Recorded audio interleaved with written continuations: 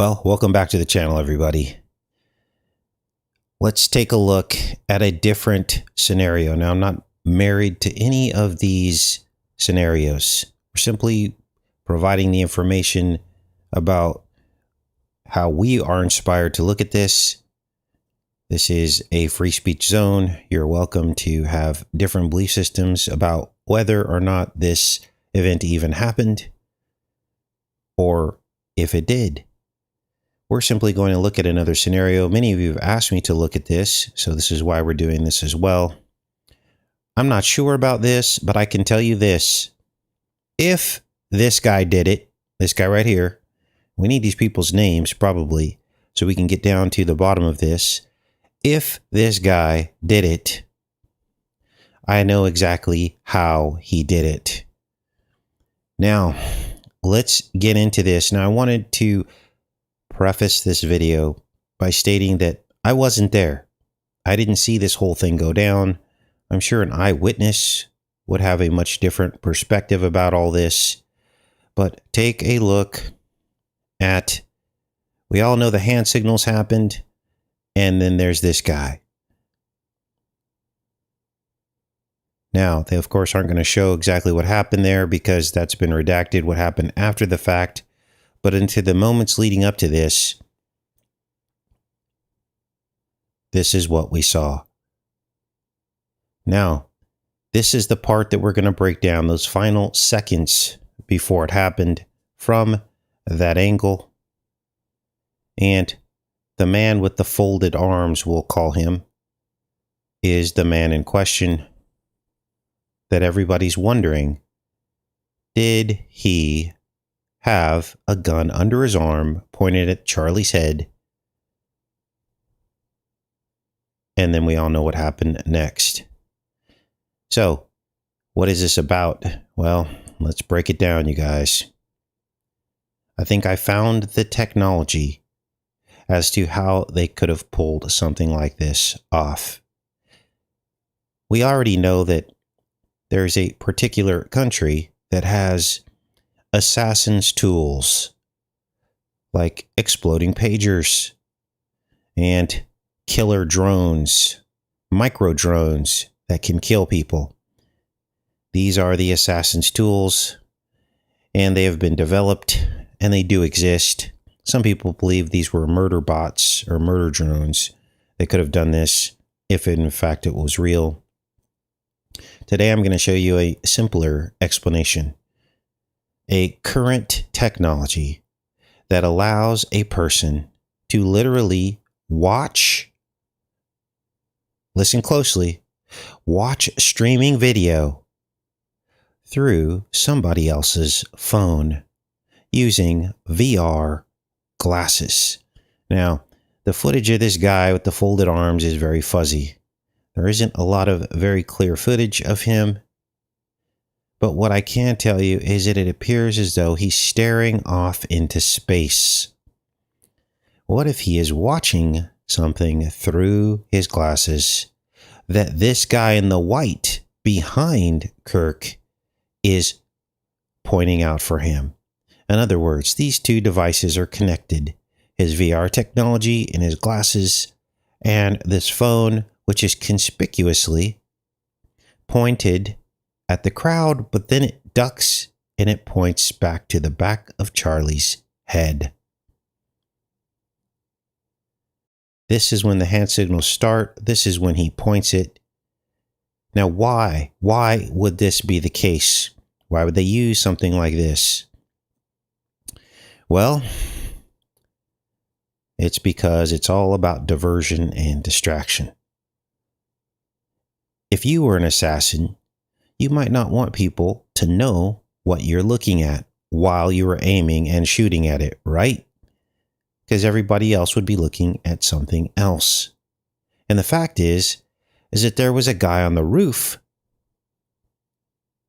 that these two people back here doing the hand signals, they were staring literally right at the alleged line of sight of the guy on the roof. They would have seen movement. hands down. They would have seen movement. You can even see the shadows of where the sun is pointing. There would have been a glint, a glare into the scope if the shooter was across from Charlie Kirk on a roof, because the sun is pointing at this guy's back. And these people are trained to look for snipers, are they not? So, if this was the case, these guys were looking right at him. They would have seen some movement. Now, what was the signal for in this scenario? Well, the signal would have been the distraction, right? To get the guy on the roof who's looking at them through a scope, allegedly, to get up and run so that everybody would be looking at him instead of this group behind Charlie. Now, let me walk you through this because I have some videos and things I'm going to show you today that help support this theory. There is one particular pair of VR glasses that plug into your phone and they play MP4 files. Let's take a look at that first. Now, this one is connected.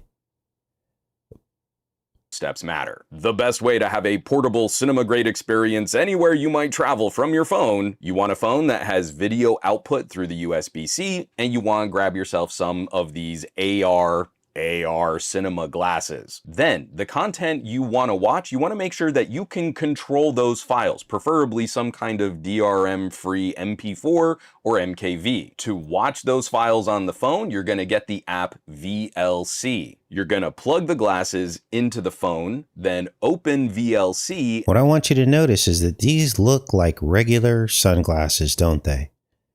They look like regular sunglasses. Now, in this case, the glasses attach to the phone.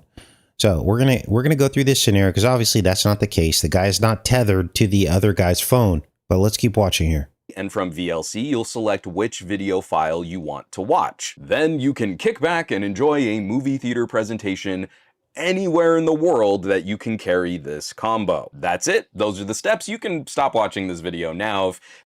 Now, we watched how you could watch an MP4 file, a movie, through the glasses by connecting it to your phone. But can you also stream content from a phone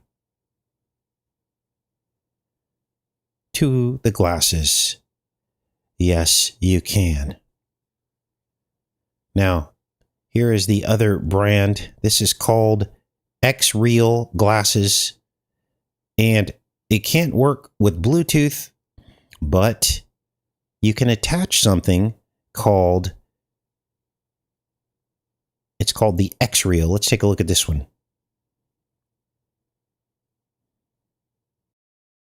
Today we're going to figure out what exactly that means, and to do that, let's first take a look at the current state of this kind of tech, where on one end of the spectrum we have smartphone-based augmented reality, and on the total opposite end of the spectrum, dedicated hardware headsets like the Quest and the Apple Vision Pro. And these frankly make for some absolutely insane experiences, especially with pass-through. And so those are the two extremes. But now, somewhere in the middle, we have this setup, this kind of hybrid AR tech from X-Real, who, if you're not familiar with, have been making these AR glasses for a couple years now. In 2024, the Air 2 Pros are the flagship model. And the way these work, instead of having a camera that can capture, instead of using a camera to capture the world around you and digitally display it back to you, well, you can just see directly through it like sunglasses. But then there's also two built-in micro OLED displays on top of each lens that can project stuff on top of what you're seeing, as long as these are plugged into something. And that something has historically been a smartphone or like a gaming device like the Steam Deck. You just basically plug in a USB-C. But now, just this year, they've also released this as another thing to plug the glasses into. And this is the X-Real Beam Pro, what they're calling a phone-like AR companion device. Because again, like I said earlier, this is not a phone. There's quite literally no way to make or receive phone calls on here through your carrier, and there's not even space for a SIM card. This is just for an SD card. But despite all that, this is about as close as you can get to being a phone without being a phone. So why exactly did they build this, and how is it optimized for AR glasses? Like, why would you ever use this over top of your own smartphone? Well, there's a few main differences that stand out to me right away. The first being these cameras on the backside. It might not be obvious initially, but this kind of weird separated camera setup is a huge differentiator between this and, say, an iPhone or an Android when it comes to capturing and creating 3D content. And it's really because, well, the way that you and I perceive depth is because we have two eyeballs that are a few inches apart, with one of the eyes seeing a slightly different angle than the other eye. And if we take a look at the distance between my two eyes and compare that against the distance between the two lenses here, well, as you can see, it starts to make sense why this setup might be able to better capture stereoscopic images and videos than other devices. And that really is one of the huge selling points. You can just capture 3D content, photos and videos directly on this device. And although you can't view that content on this device in 3D, guess what you can do it on? You guessed it, the glasses. Which brings me to the next part of this device that stands out from a normal phone, which is the bottom here, where you can see that there's 2 ports instead of 1. Now, one of these ports is for your basic charging, 27 watts, but the other one is made specifically for pairing with the X-Real glasses. Check it out, there's even a little sunglasses symbol right next to it. And so if you take that USB-C cable from the glasses and plug it into the Beam Pro, you'll see that it switches over to this controller mode. And now that they're connected, not only is the X-Real Beam Pro producing the content that I'm seeing through the glasses, I can also use this as a controller and just point in the virtual space, and I can tap on the screen to select apps and to type and interact. And there's the key word. You can literally stream content, pair a separate cell phone's video into your glasses. Now, again, there's a cord, but this would allow him to be untethered to the other guy behind him. So the question is there a cord coming out of the back of these glasses and maybe into a backpack or hidden behind his neck? You can't really see here because, again, the footage is such a wide view. But if this guy had a cord coming out into his shirt or underneath his shirt, that would absolutely tether him to this individual who is looking at the back of Charlie's head. He could literally see the image through the guy's phone. Now, this was the technology I wanted to show you guys because it is completely possible that this is the case. Let's play this back one more time so you guys can get your bearings on this. But I believe this would be a possible scenario as to what's going on here. This is why this guy keeps moving the phone around. First, he had it at the back of Charlie's head. He wanted to make sure this guy could see what he was aiming at. Now, why can't they just connect remotely if this was the case? Why can't he just see this guy's streaming capabilities through the glasses without a cord, without an additional device? Well, there are glasses that can do that, but it requires a lot of hardware, more hardware that would be visible in these glasses. In fact, some of the other larger virtual reality glasses or headsets do have the capability to stream content without a cord because the tech is incorporated inside of the headset, but they're much larger. So this is the X-Real, and the X-Real Beam was the technology that could have streamed what this guy behind him is looking at so that he could see what he was aiming at. Wow. Now, there's a couple other scenarios and things we need to talk about. The fact that if the guy in white behind him was streaming the content, that wouldn't be very smart, right? Because there would be a record of this. There would be a record of him streaming the event through his phone, and then they could look back at the metadata or whatever and see who was watching that particular stream. Even if it was a private stream, we know that they keep track of all that stuff. So I can't imagine they would be dumb enough to have this guy in white streaming so that this guy could pick up the stream. But we also know that the military has private streaming platforms, don't they? They have encrypted private video hosting and streaming platforms that this guy could have been streaming to. So this is worth looking at, isn't it? You can literally see the guy in white turn, look at Charlie, and then turn back to the crowd. It looks so suspicious. And then the hand signals begin. It's time. Basically, we have our aim. Get ready for the distraction on the roof is what they're signaling. They're signaling to the guy on the roof. And then the rest is history. Now, okay, Casey, so if this guy with the folded arms did this, how did he know where he was aiming, right? It's one thing to be able to see the back of his head, but how do you know where your actual gun is aiming, which would have been under his arm? How would you know? How would he know? Look how still he's standing.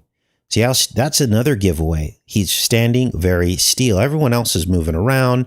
He's just standing, staring off into space, concentrating on the aim.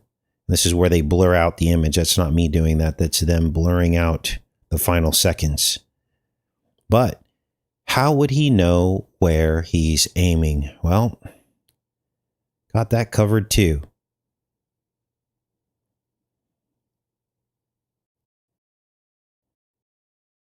Because there's such a thing as, let me find it here,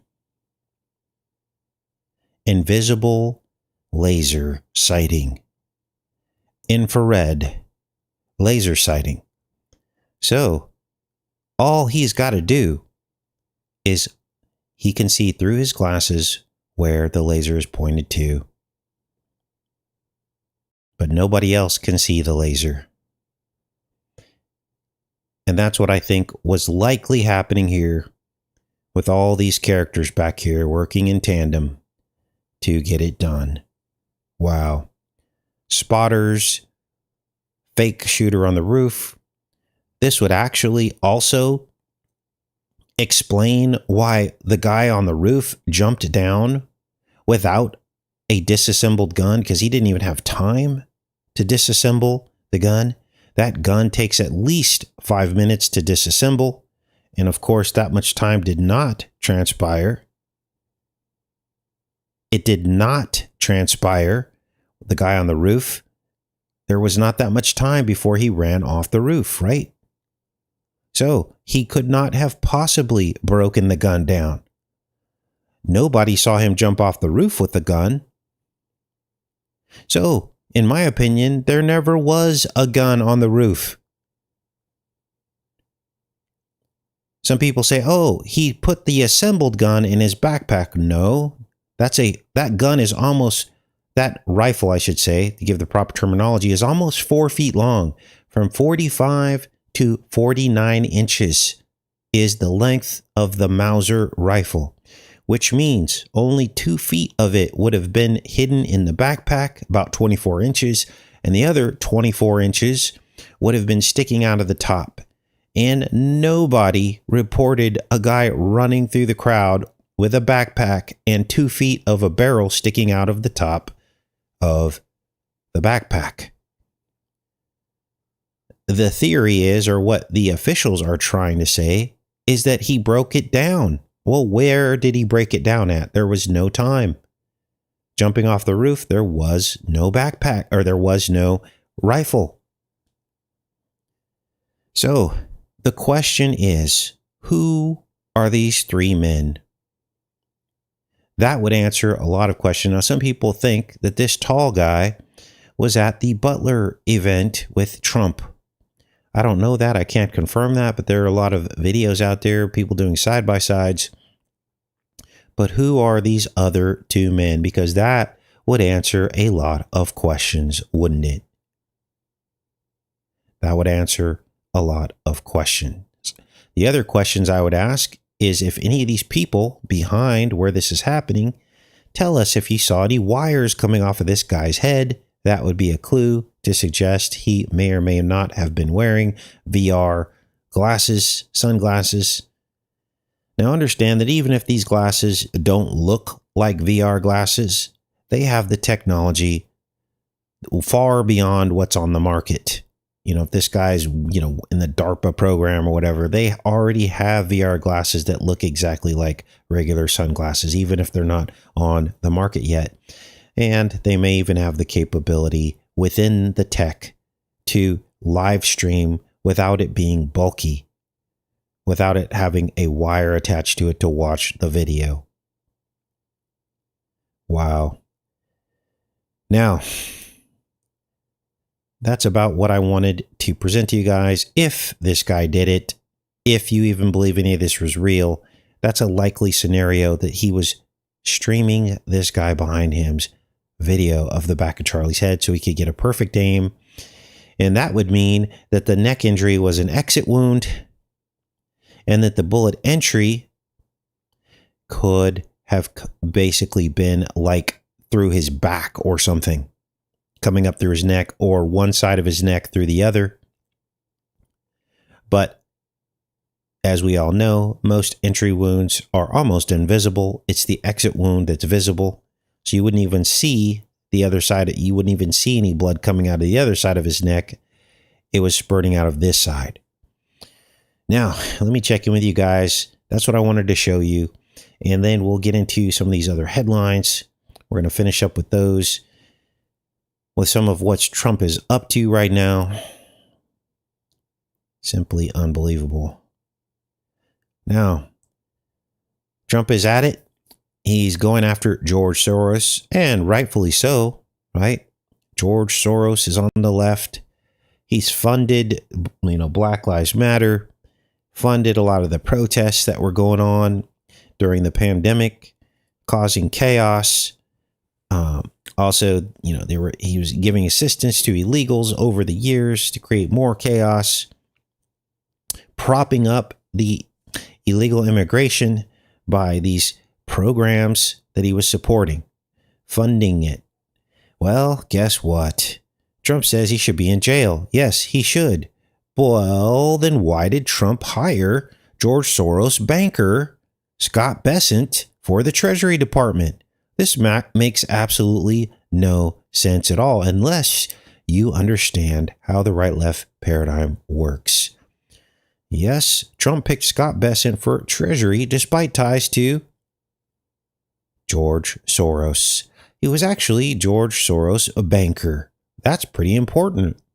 The very banker that funded the chaos that Trump is pretending to undo.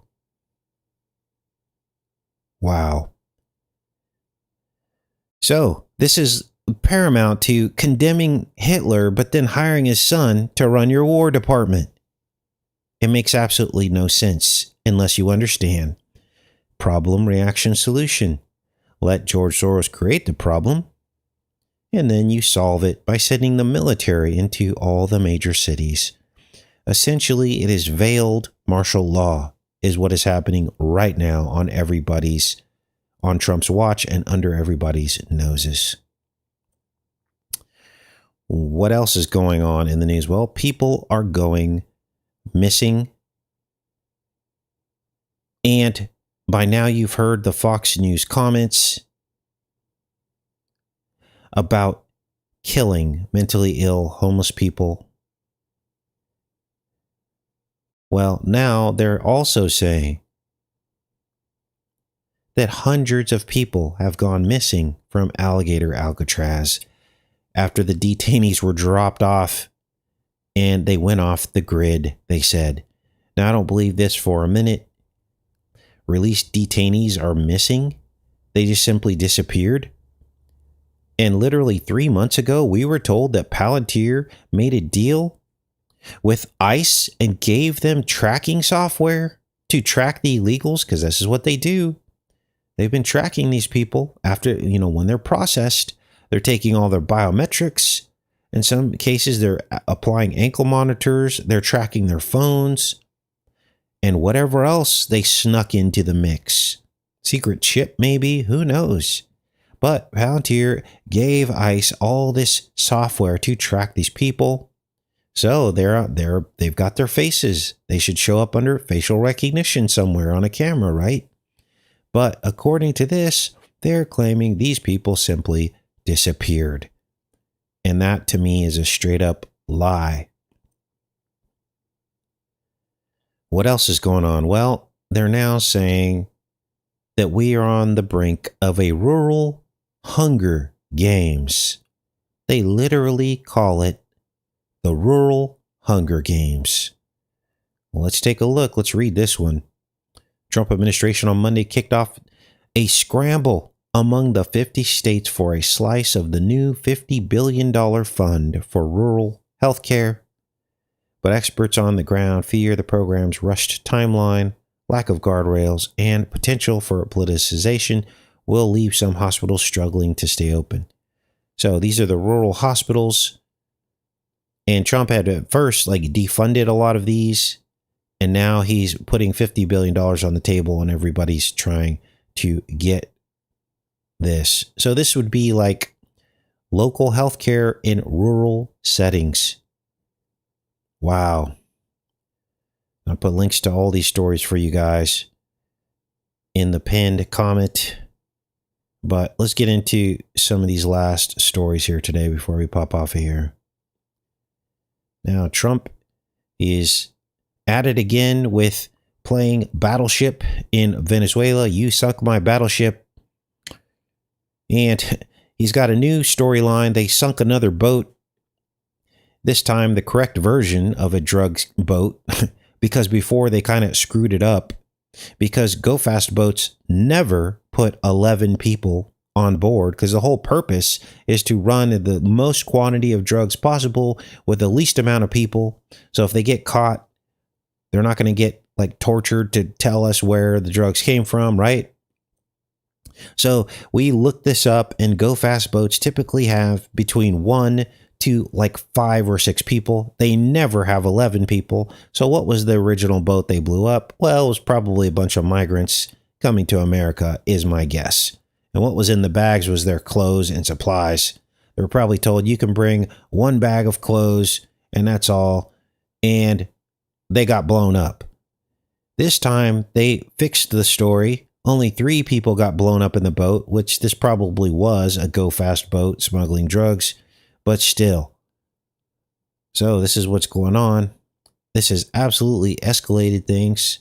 Remember, 90% of Venezuela's oil goes to China. Is China going to let the United States control that oil? Now, that 90% of Venezuelan oil that goes to China only represents about 5 to 10% of China's total oil imports, but it's still 5 to 10% of China's oil imports. Are they going to let us do this?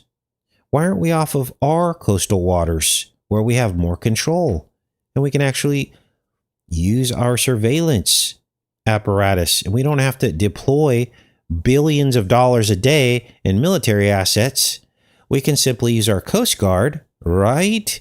Why don't we throw 2 or 3 billion at the Coast Guard and double the Coast Guard fleet off the coast of our waters? Well, I mean, I guess you could make the point that from the standard of a vector, right? So if we truly want to believe that all these drugs are coming from Venezuela, which it's already been proven only about 5%, maybe 10% of our total drugs are coming from Venezuela. Most of it comes from Colombia, which, by the way, Trump has just named Colombia. They're off of the safe list when it comes to cooperating with the United States on the drug war. So they're probably next. So that kind of makes sense. So if this stuff's all coming from this area and we truly want to believe that, then I guess it would make sense to go to the point of origin, because you have to, patrol less waters, I guess. Whereas over here, if we were off of our coast, you'd have to patrol the entire coastline of everything, which would be nearly impossible. So I guess I could see that point. But there's something else at play here, I believe. I don't think this is really about finding drug boats, but we'll watch this all play out and see what happens. Now, some friends of mine said they were in my town, and they saw ICE trucks, 3 of them. This was just last week in my tiny little town of 12,000 people. Not too far from Memphis, Tennessee, but now Trump's sending in the National Guard to go after crime in Memphis. Now, crime was down in Memphis, down like 20 something percent. But Trump is claiming that the crime has spiked. Look, I agree that I don't want to live in a city where I park my car on the street and have to worry that my window is going to get broken just to see if I've got, a sound system in my car, right? Because that costs us money. Crime is like basically a tax on people. You got to get your window fixed. You got to spend $300 or $400. You got to do this. You got to do that, right? They're damaging your property. They're breaking windows. There could be home invasions. Nobody wants that.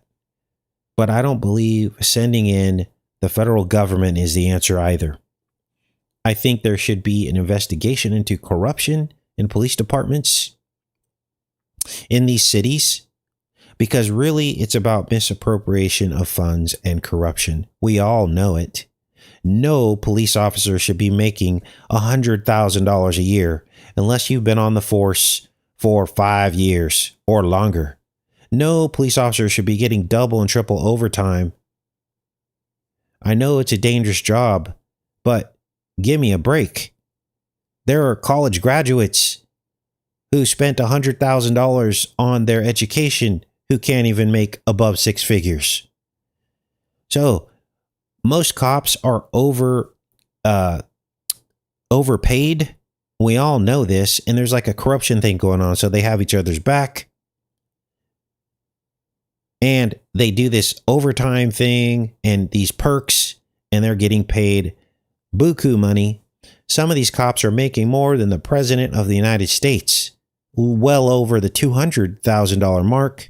If you don't believe me, just ask around. One of the good things that came out of the Cop Watch movement was they actually were able to do a freedom of information request and get the actual salary and income of a lot of these cops. And I was shocked. Some of them were making almost $200,000 a year. And they weren't even top level cops. They were just, had been on the force for 8 years or 10 years. That shouldn't be a thing. And then you've got the cops like literally telling us that, we don't go into certain areas. Well, if you're not going into the areas where the crime is happening, then you're not doing your job. Now, I'm not here to beat up on cops.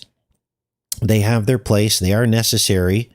But if they're not doing the things that they're supposed to be that they're necessary for, then what use is it, right? They have a role and they're not fulfilling that role. So now check this out. Ready for this? The operation to go into Memphis is called Operation You Knew I Was a Snake When You Let Me. Operation Viper. A literal snake. In case you had any questions. Crazy. So we'll see how all this shakes out. I think they had the first death in some of these, ICE and military occupation of these cities. There was an illegal who tried to run into an officer allegedly with a car, and they shot him dead. And if that was the case, he should have been shot dead. But what I'm saying is this is an escalation, and there will be more of this.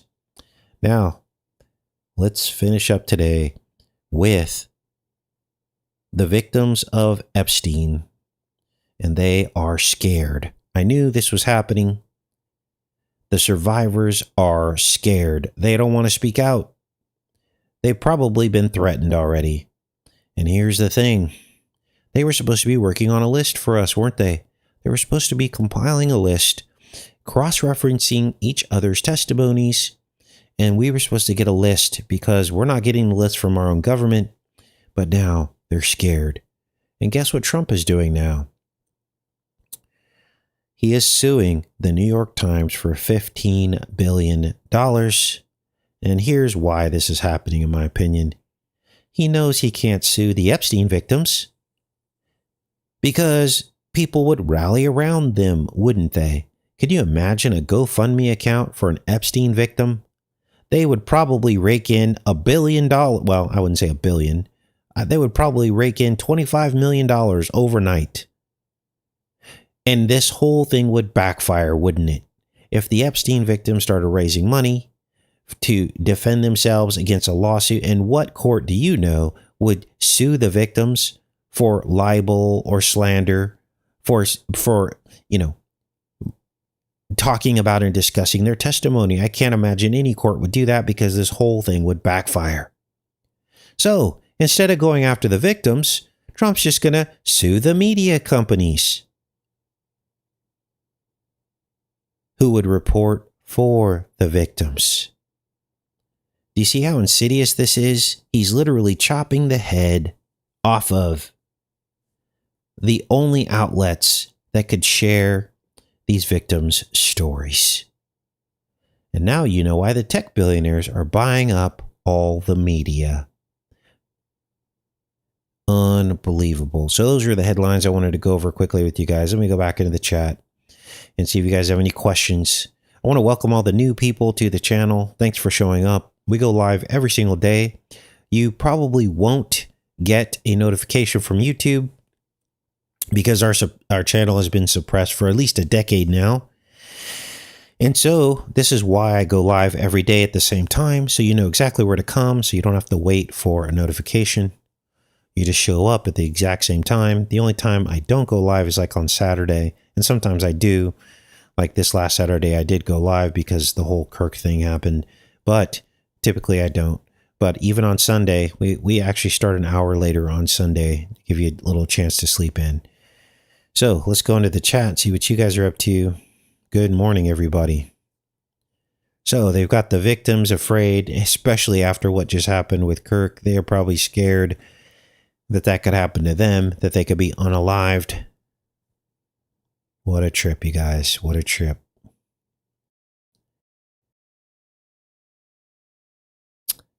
All right. And it's interesting. It's the New York Times he's suing, which, he's from New York. So that's crazy. Is there anything else you guys wanted to talk about today before we end the show?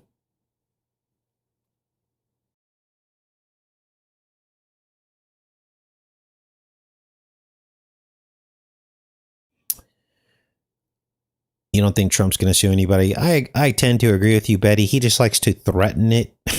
And sometimes that's enough for people to shut up. But understand that when you sue somebody and it goes to court, there's a thing called discovery. And so everything has to be exposed. This is when you get subpoenas for information. Phone records are looked at, but they'll typically bluff this. But at the last second, they'll not want to go to trial because that's when discovery happens, right?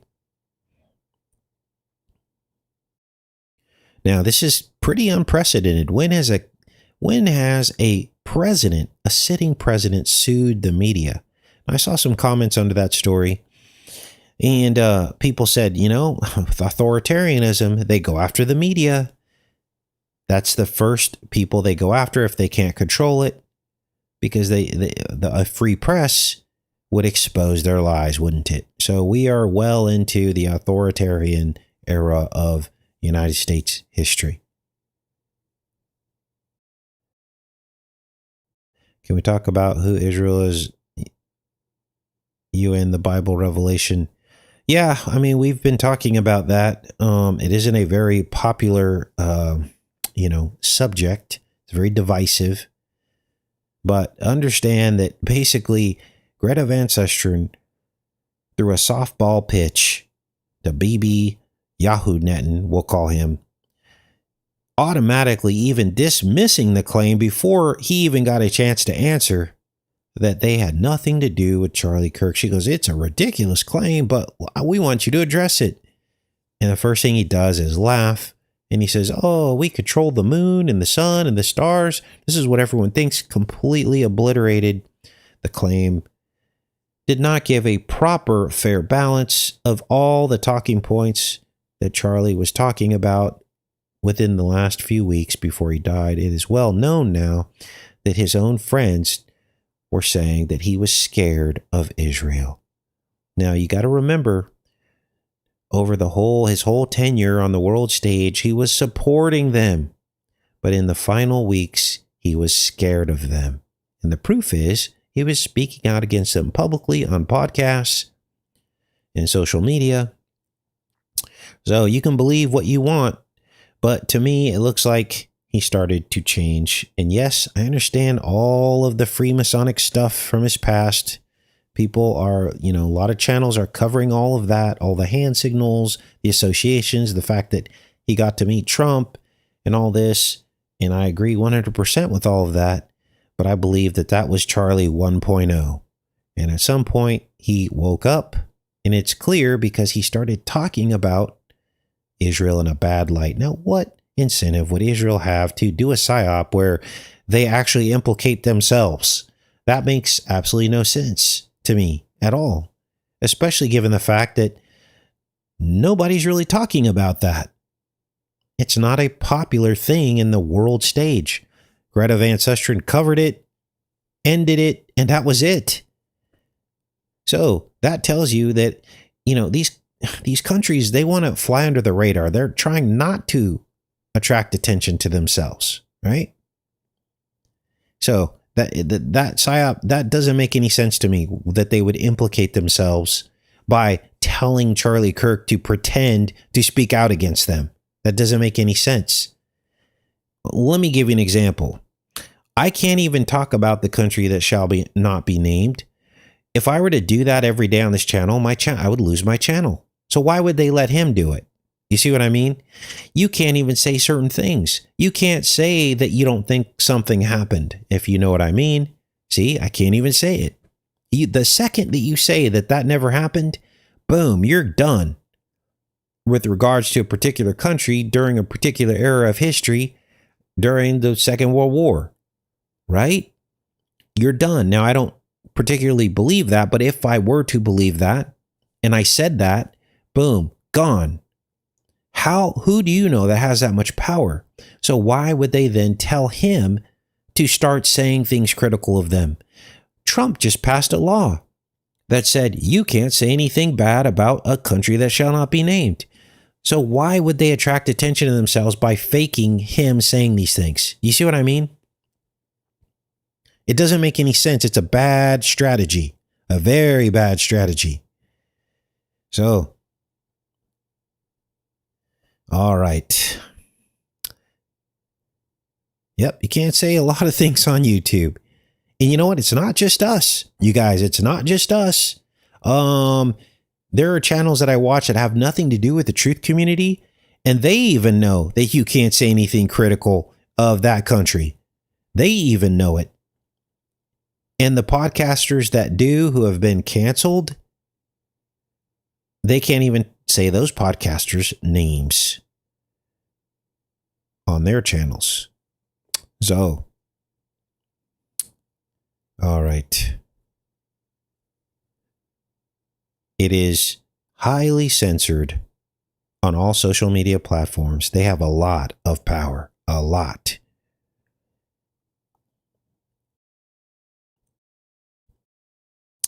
All right. What else is going on, you guys?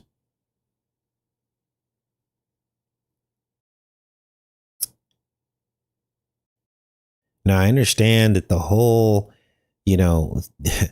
his wife and the funeral or whatever, that wasn't even the funeral. Like, I haven't even watched that, to be honest with you guys, but I've heard and seen clips, of it and things like that. But yeah, very creepy, right? That's not how a person acts who has gone through something like that. And the words were all scripted. But we talked about this yesterday a little bit. Sometimes this is a long con, and they will seed these people into your life from the very beginning to control you. You got to ask yourself, when Charlie got his start, he got his start for a reason. It was a gift, probably to his father, who built Trump Tower. But with that comes controls and rules that he must always support Trump and must always support the country that shall not be named. And so I can imagine at that time when he first got his start is maybe when they put particular people around him to be handlers and controllers, right? Why do you think I'm out here in the middle of the woods by myself, you guys? There is such a thing as handlers and controllers, people that come into your life and it seems random, but it's really not. I look back at my life and I'm like, whoa, just looking at birthdays of, exes, and you're like, whoa, that is a trip. And you have to wonder sometimes. You don't want to be paranoid, but you wonder sometimes. Sometimes it's like these people know what's going to happen before it happens. They know who the people are who are going to speak out against them, and they start like monitoring you on some level. I mean, even on your guys' level, maybe you don't even have a social media following. Doesn't it seem like you're targeted? Like maybe God put you here to do something special. And then all of a sudden you get this narcissistic relationship, someone that completely crushes your spirit. And it's almost as like a demon is working through them. And you're like, why is this happening? Well, it's probably because God put you here to do something very special. And when you overcome that adversity, you're winning in heaven. You're winning on a spiritual level against these forces, these principalities. And so we always have to take that into account. I mean, just because I'm a YouTuber with a larger following than maybe some of you have, doesn't make me any more important.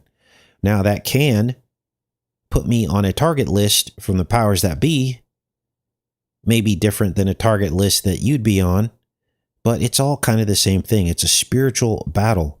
The least is the greatest, and the greatest is the least. So even the least of us, who might not have a social media following, could be destined to do great things for the kingdom of heaven, and that could make you a target on a spiritual level through people in your life. We already know that demons possess people. So these are things to think about, when you consider the people around you. So it's strange, isn't it? But, wow. So that was worth talking about. You have to pray against these things. Okay.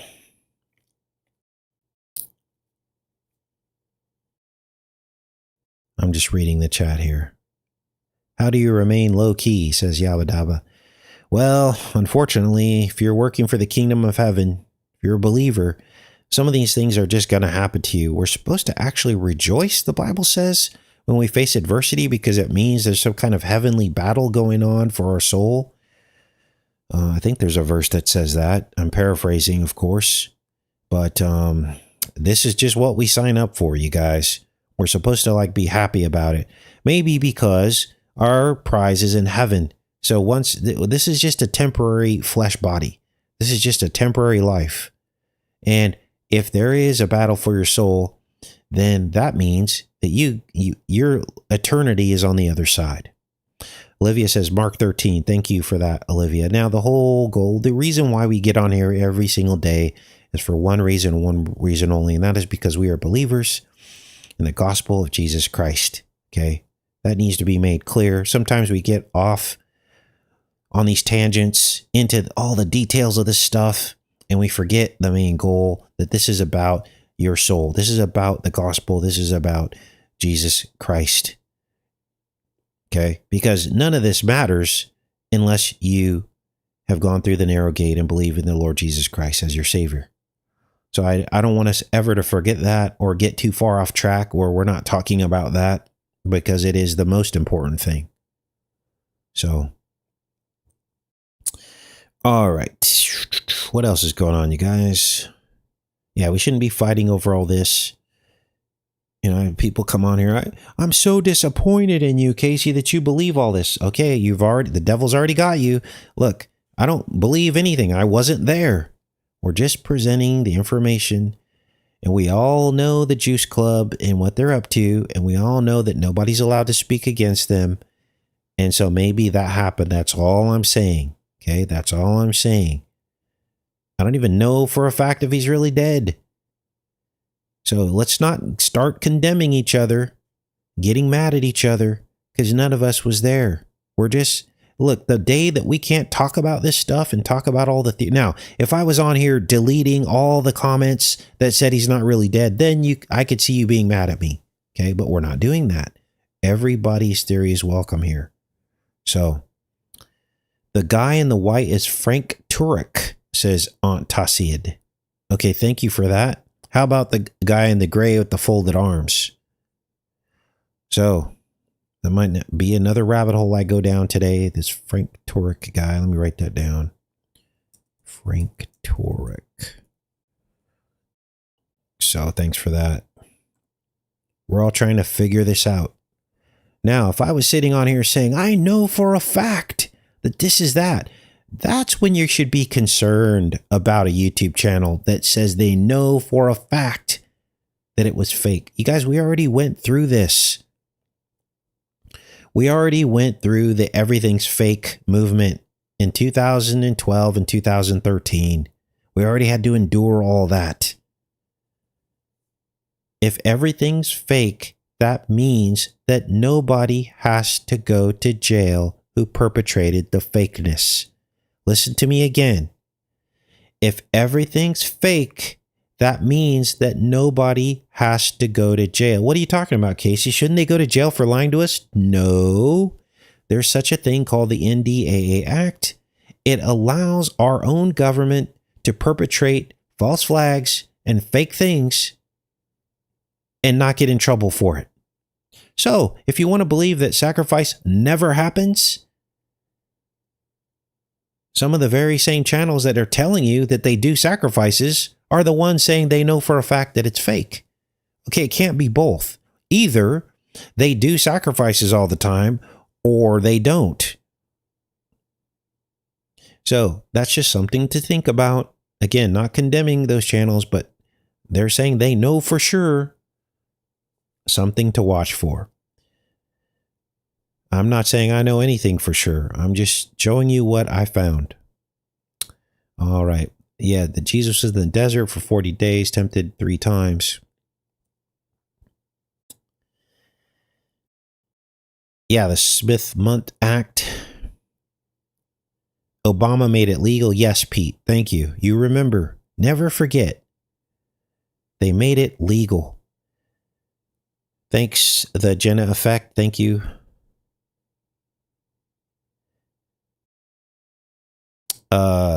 Candace Owen said she was a Mason. All drama to distract and confuse people.